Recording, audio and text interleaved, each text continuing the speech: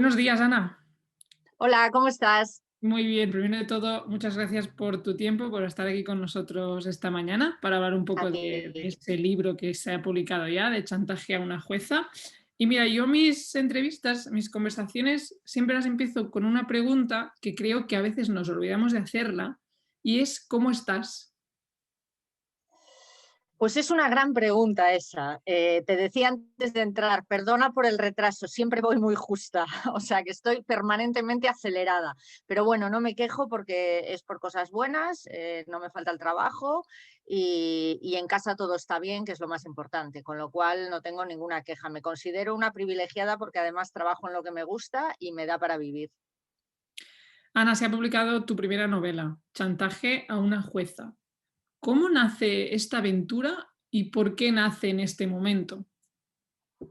Pues mira, esta aventura nace porque me llama Rosa, la editora de Espasa, de Planeta, y me propone escribir ficción. Yo ya he coescrito un ensayo y he escrito otro sobre política, que es la materia en la que yo me muevo, básicamente. Y entonces me dice que si no me apetece dar el salto a la ficción, claro.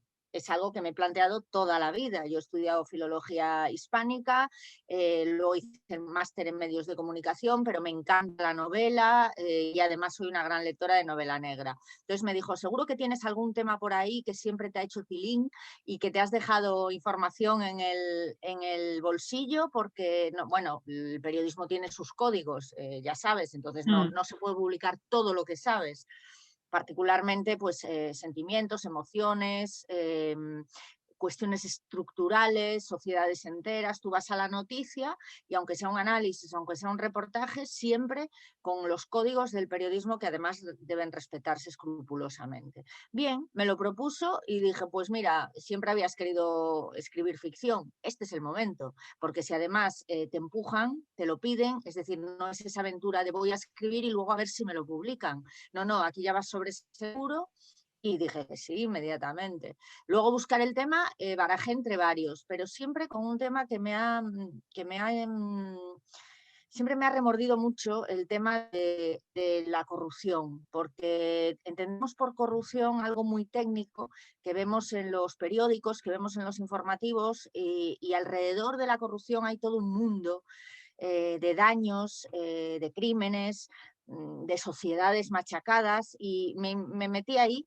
Me metí ahí en la corrupción en Galicia, que es una de las comunidades más corruptas, con más casos de corrupción de España, y me metí ahí porque es un terreno que conozco y me empapé de sumarios judiciales de corrupción en Galicia, que nunca son solo en Galicia, siempre hay ramificaciones, como ocurre en todos los territorios, supongo.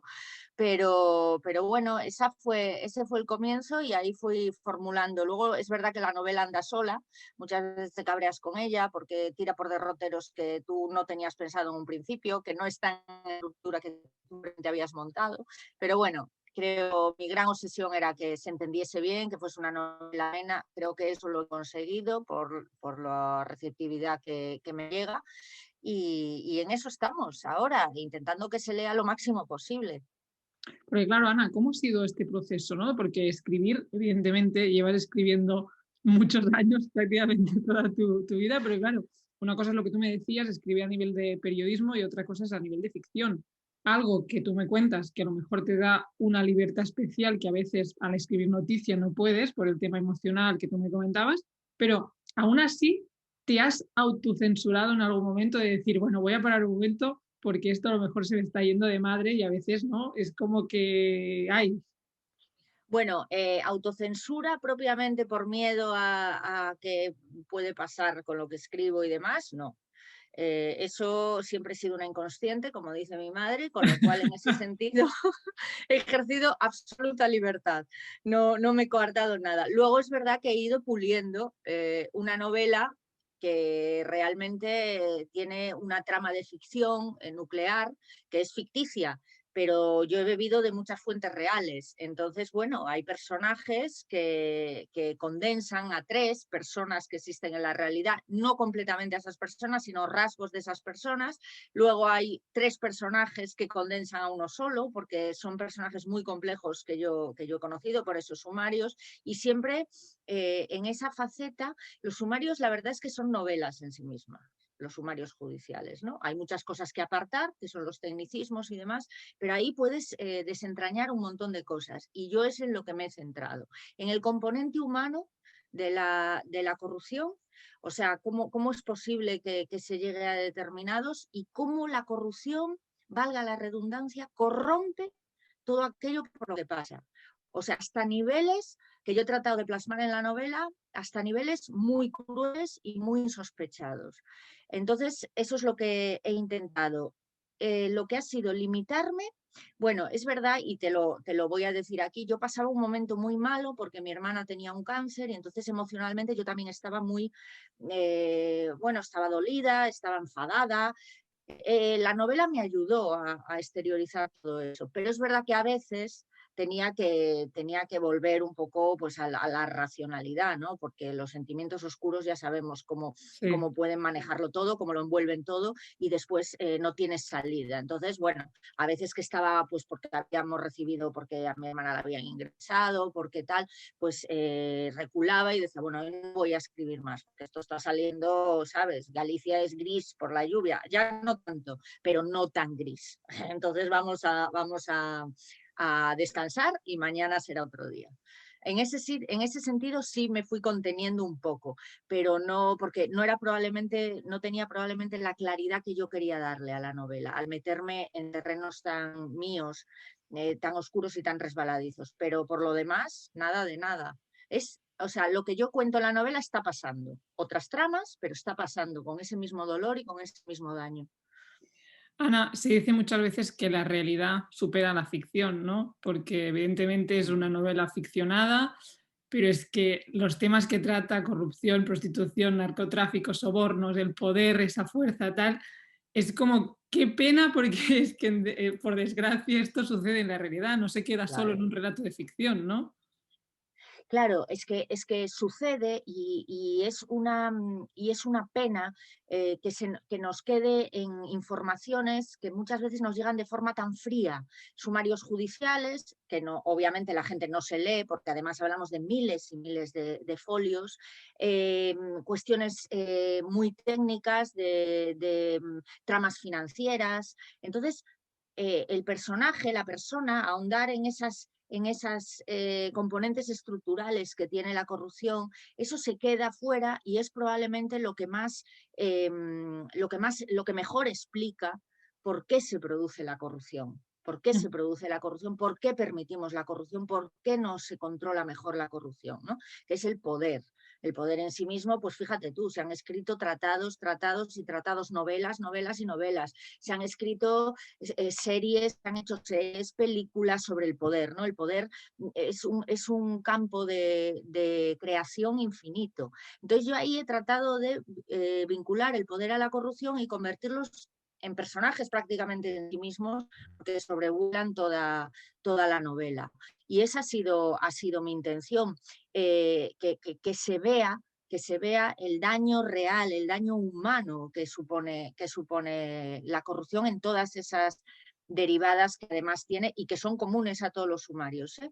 En los sumarios de corrupción, ya sea en Galicia o fuera de ella, siempre hay trata de mujeres, siempre hay normalmente paraísos fiscales, desde la más pequeña, desde el sitio más pequeño hasta el más grande. No es una cuestión de tamaño de la administración, es una cuestión de estructuralidad.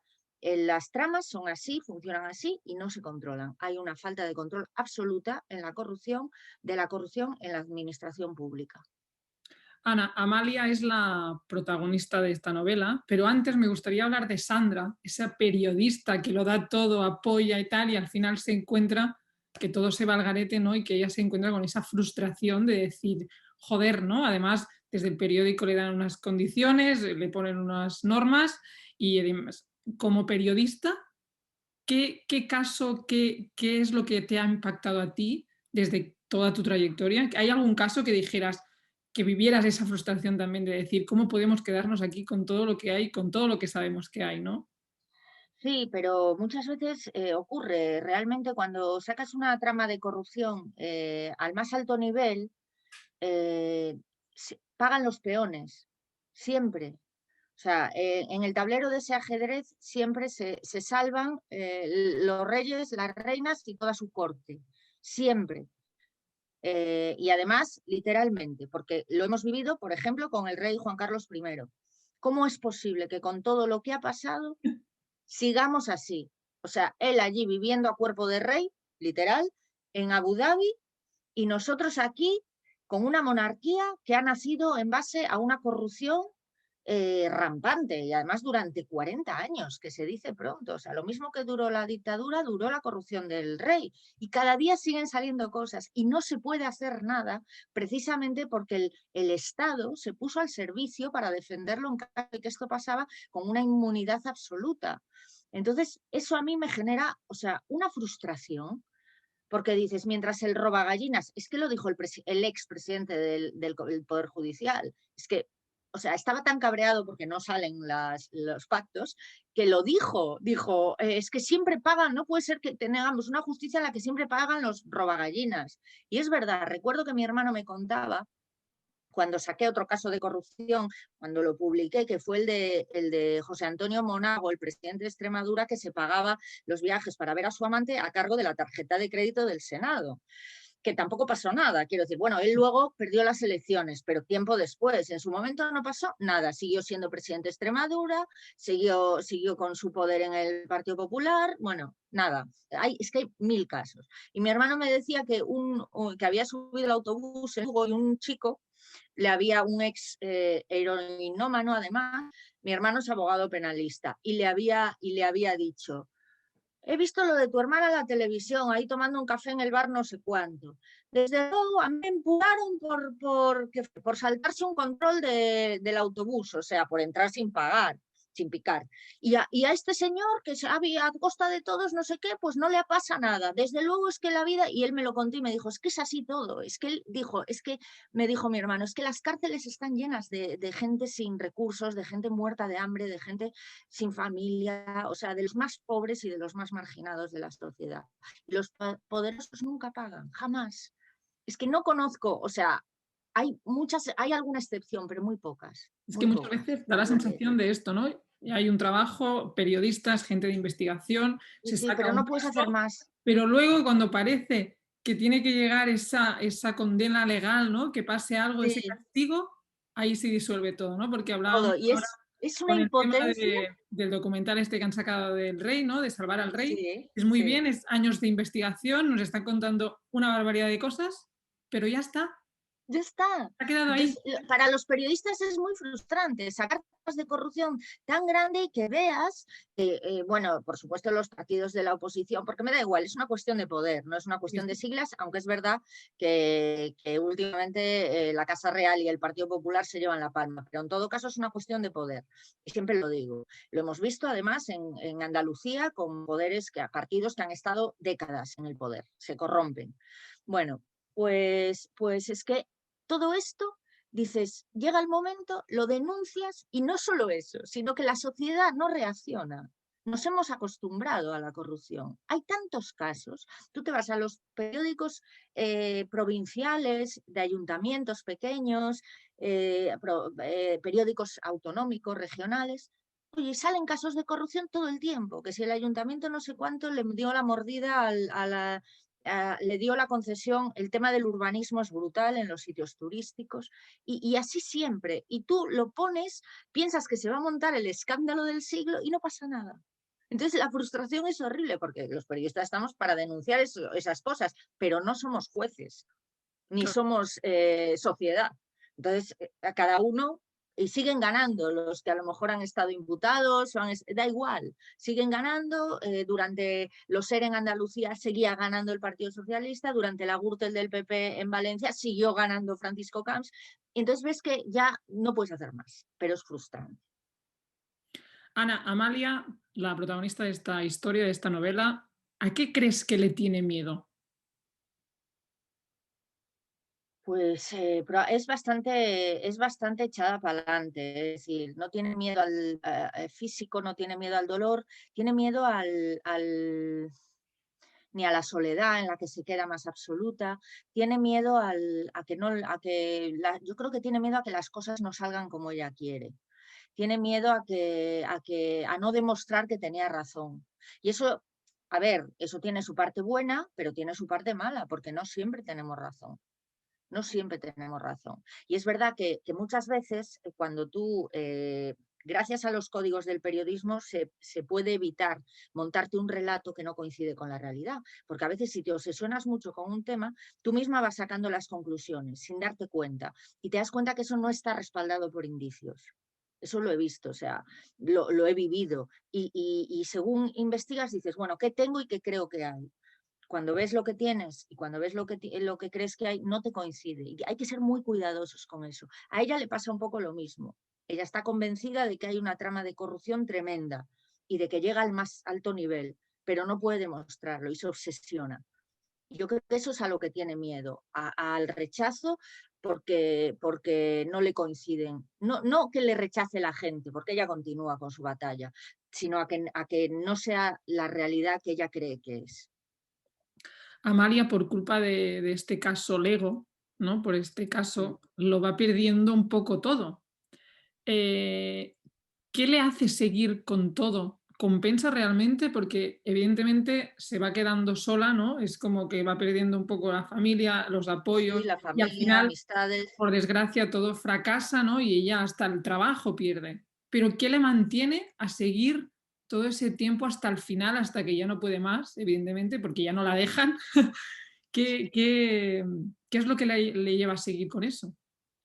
Bueno, es la obsesión por el caso. O sea, ahí hay una obsesión clara que le lleva a seguir una y otra vez contra todo pronóstico, poniendo incluso en riesgo su propia vida y la obsesión pura y dura hasta que llega un momento en la que se ve completa, efectivamente se ve tan sola que se va de su ciudad y se instala en un pueblecito, pierde su puesto de jueza, compensa. Claro, eso es algo muy personal. Hay gente que no está dispuesta a perder a su familia, a sus hijos, o alejarse de ellos porque hay una tan elevada corrupción que no le permiten sacar adelante. Entonces, pues se apartan, se retiran y es más que respetable. Las presiones, las amenazas son tremendas, es que son tremendas y en eso tampoco reparamos muchas veces. La gente que denuncia la corrupción además no está protegida porque la gente que denuncia la corrupción, y se me ocurren muchos casos, el caso de Aquamed, el caso de Gürtel también, Sí. se ven sin trabajo, apartadas, aisladas, amenazadas e incluso temiendo por su vida. Y realmente, ¿para qué? ¿Para qué?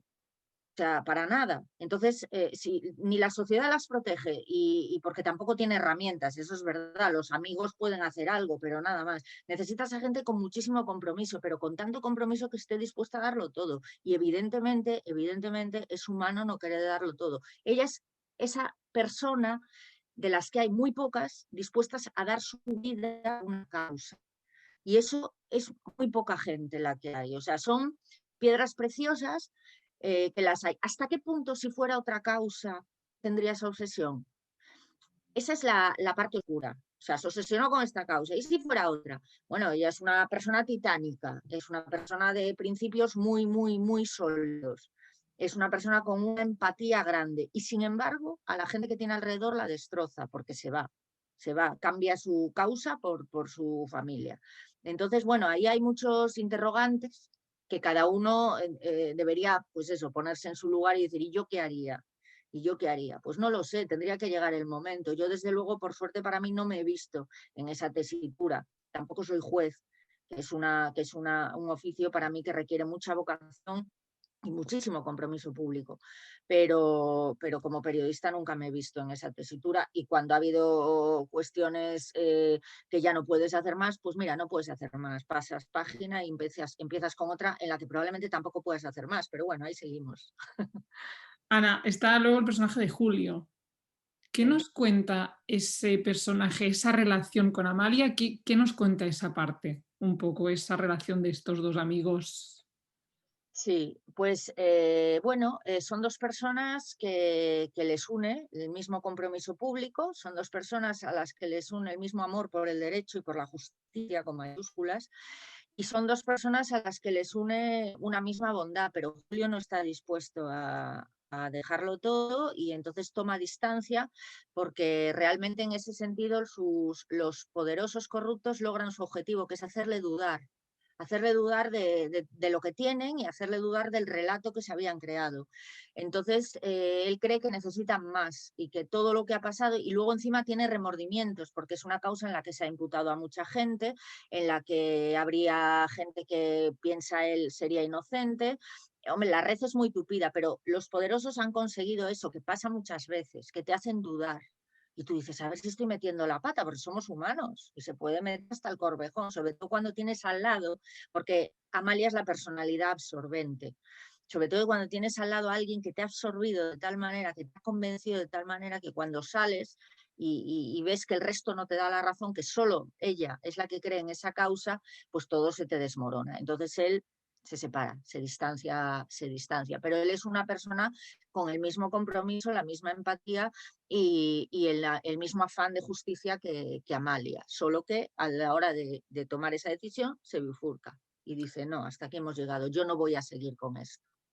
Luego tenemos un poco a Cheno, ¿no? Que es un poco ese fiel amigo, que pase lo que pase, sigue ahí Pase lo al que lado, pase. es ese amigo que todos tenemos, que aunque todo el mundo salte del barco, él sigue allí. Él siempre estará ahí, por ella ha hecho, por Amalia hace lo que sea, o sea, lo que sea, lo ha hecho durante la causa y luego se ha amargado completamente porque no ve salida y sí le ha afectado muy personalmente. O sea, sale, se acaba, se va a Navia, se va de Lugo, pero no consigue sacarse el dolor de dentro y le afecta profundamente.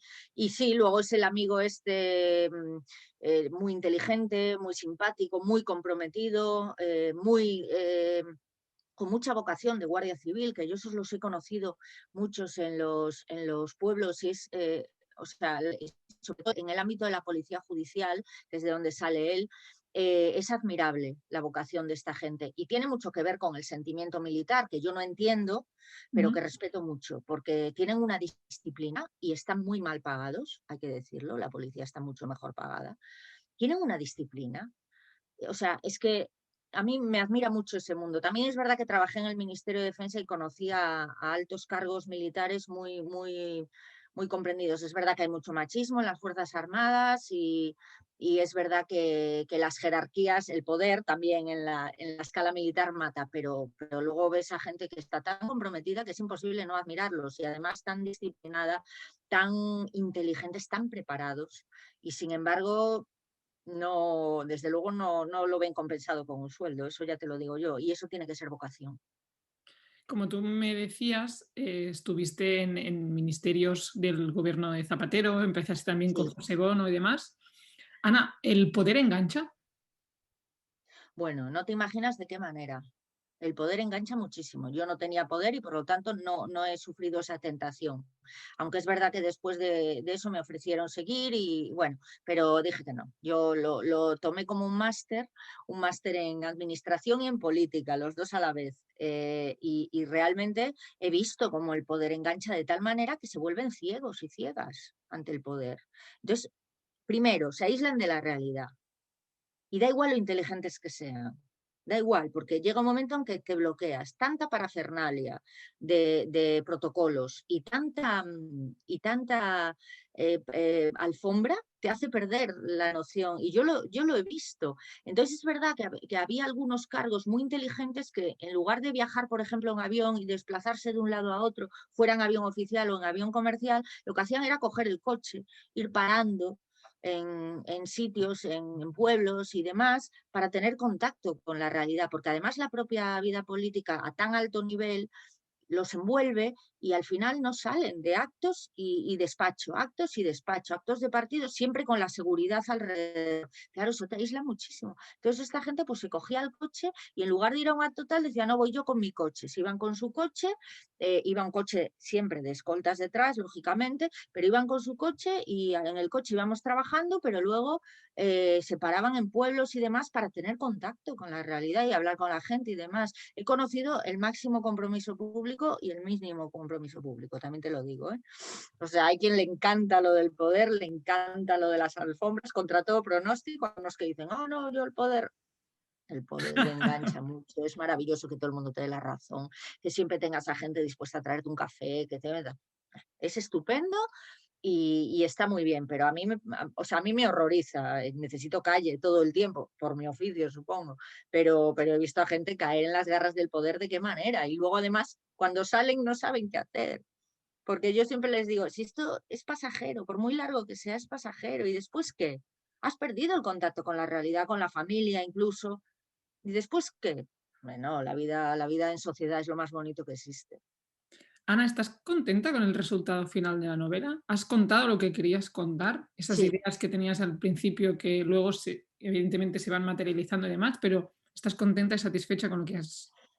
estoy contenta porque la gente que lo ha leído me dice que engancha y que es muy entretenido. Y eso para mí, o sea, como periodista, que además otra de las claves de mi trabajo es llegar a la gente, explicar lo que nos viene, pasar el filtro del periodismo y que la gente lo entienda, desde el primero hasta el último de la escala social, es que me da igual. Tiene que llegar, pues yo tenía un jefe que decía siempre, ese titular, ¿tu madre lo entendería? Tu madre que está ajena, mi madre es filóloga también, ¿tu madre lo entendería? Y digo yo, pues no, no sabría de lo que le estoy hablando, porque damos cosas por hechas, porque utilizamos lenguaje técnico, porque tal o por lo que sea, también tenemos nuestro mundo. Entonces hay que cambiar el titular, hay que cambiar la información. Eso no lo entiende nadie más que los muy cafeteros, y no se trata de eso, se trata de... Pues ese era también mi objetivo en la novela. Estaba recurriendo a corrupción política, estaba recurriendo a corrupción institucional, corrupción judicial. Entonces me pareció un desafío llevar a eso a una novela que se entendiera y que resultara amena y que la gente pues conociera también un poco de esa parte de las instituciones, ¿no? Y con eso ya me doy por satisfecha. Luego, bueno, hay tanto que leer. Las ventas pues no acompañan, es mi primera novela, me estoy metiendo en un mundo que no me pertenece y esto es una carrera de fondo. Si puedo seguir escribiendo, seguiré escribiendo, sin duda. Y porque temas tengo en el bolsillo un montón, pero temas hay un montón en el mundo, desgraciadamente inspirados en la realidad, porque eso nos da una idea de cómo es la realidad. Sí. Pero bueno, eso ya se verá con el tiempo, de momento es muy reciente. Ana, ¿a qué suena esta historia y a qué huele? Suena,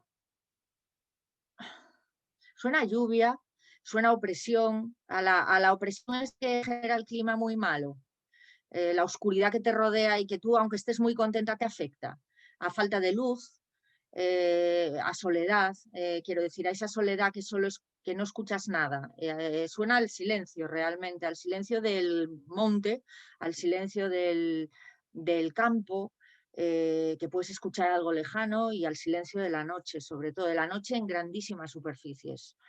A eso suena y luego huele a miedo y huele a sangre y huele, por supuesto, a corrupción, huele a locales a barras americanas que se llamaban a locales de putas, huele a eso, huele a desesperación, a suciedad, huele mal, no huele bien, no huele bien.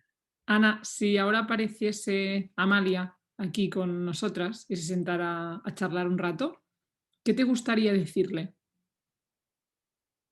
Me gustaría darle las gracias a ella y a toda la gente como ella que la hay y por suerte para el resto del mundo existe esa gente. Y además he conocido por mi trabajo y bueno, ya por cuestiones familiares he conocido a gente así y realmente solo puedo bajar la cabeza y darles las gracias, ¿qué vas a decir? Y que ojalá las cosas siempre les salieran bien porque eso sería bueno para todos y todas. Y oye, ¿se te ha pasado por algún momento trasladar esta historia a imágenes?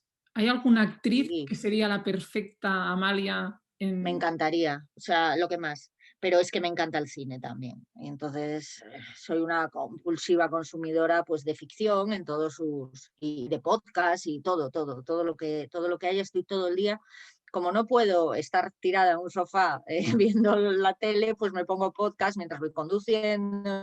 Claro, es que es así. Entonces, cuando puedo ver una serie, me meto un atracón, a lo mejor un sábado por la tarde, no tengo nada que hacer, hoy toca serie, y toda de golpe. No me acuesto hasta que la acabo. Eso a veces es peligroso, porque algunas tienen un montón de capítulos, pero bueno, ahí voy. Y me gustaría, como actriz, sí, lo he dicho alguna vez, Marta Etura me gustaría, para Amalia. Me cuadra todo, me Para, cuadra todo.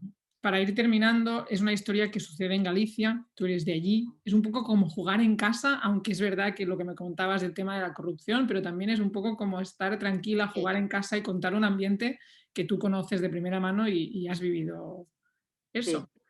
Lo he vivido y además, ya te digo, en Galicia es verdad que hay componentes comunes de la corrupción con respecto a otros territorios, pero Galicia tiene su idiosincrasia.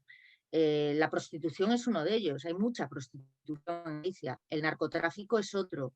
Aunque es verdad que la novela no tiene tanto peso el narcotráfico como la corrupción, Galicia vuelve a ser el punto. Ahora, pese a lo que hemos pasado en los 80 y en los 90, Galicia vuelve a ser un punto estratégico de narcotráfico. No pasa nada. Están alertando los fiscales que volvemos a ser y nadie y alguien dice algo, nada, sale alguna noticia de vez en cuando y ya está. Por lo tanto, sigue pasando lo que pasó en Fariña, en la serie de Nacho Carretero, sigue basada en el libro de Nacho Carretero, sigue pasando. Entonces, bueno, conozco muy bien ese terreno, lo he sufrido en amigos y luego pues hay muchas temas secundarias en las que intento reflejar cómo es Galicia y cuáles son sus problemas y sus muchísimas más virtudes. Lo que pasa es que, claro, las virtudes solo salen no suelen salir en los periódicos, solo en los documentales bonitos que hacen sobre Galicia. Y te digo una cosa, la zona donde está ambientada, es la zona de los Ancares, es probablemente la zona más bonita de Galicia, de montaña, la más bonita. Sin embargo, es la menos conocida. Entonces eso ya te dice mucho. La vida allí es muy dura, pero no sé si es por eso, porque es la menos conocida, es precisamente la más bonita, porque no está invadida por el turismo que hay, por ejemplo, al otro lado de la frontera de los Ancares, que es Asturias. Ana, para terminar, ¿qué te gustaría guardar en esta conversación que hemos tenido tú y yo esta mañana para que dentro de un tiempo yo te lo recuerde? Pues me gustaría guardar lo de seguir escribiendo ficción para ver si se hace realidad.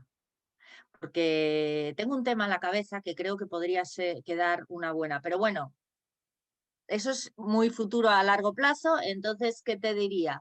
Te diría que, que la gente se preocupe en conocer, que adquiera un compromiso con la lucha contra la corrupción, desde la más pequeña hasta la más grande, y se moleste en conocer el daño que genera, cómo arrasa con todo, como un incendio, arrasa con todo.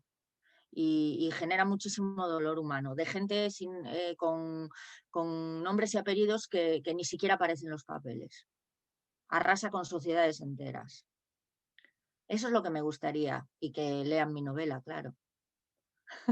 Ana, voy a recuperar contigo una pregunta que hacía cuando yo empecé a hacer entrevistas y Sí.